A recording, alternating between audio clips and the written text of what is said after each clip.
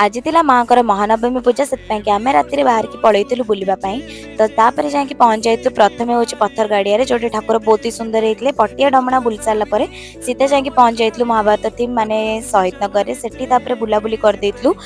सागर को happy birthday जनइलु कारण सागर को बर्थडे थी आइसक्रीम खाई यूनिक जगह ओल्ड स्टेशन बजार में पहुँची गलु से सिंह सांगे खेली से बुलाबुली करदेली।